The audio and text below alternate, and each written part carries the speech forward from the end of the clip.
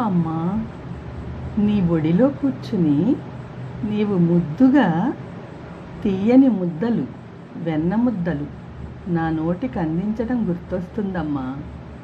నేను తినను అని అల్లరి చేస్తూ ఉంటే నువ్వు చందమామను చూపిస్తూ చందమామ పాట పాడుతూ నీ చేతి ముద్దలు నాకు తెలియకుండానే నా నోటిలోకి వెళ్ళిపోయాయమ్మా. అవన్నీ గుర్తొస్తున్నాయమ్మా.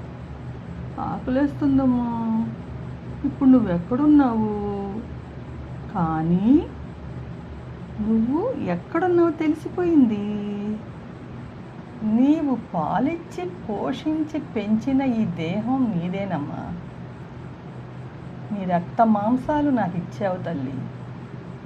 నేనే నీవు అమ్మా. తెలుసుకోలేకపోయాను ఎన్నాళ్ళు. సమయం ఎంత నేను వేస్ట్ చేసుకున్నానమ్మా. అమ్మా, నేను ఇంక ఏడవనమ్మా.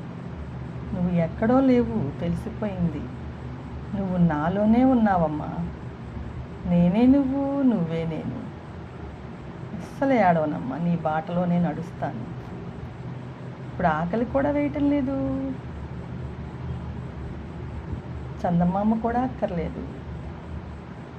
నీ కవితలే పాడుతాను. నీ కవితలు నా నోటికి అందిస్తున్నావమ్మా. ఇప్పుడు ఆకలి ఇంకెందుకు వేస్తుంది అమ్మా? ఆకలి ఇంకెందుకు వేస్తుందమ్మా?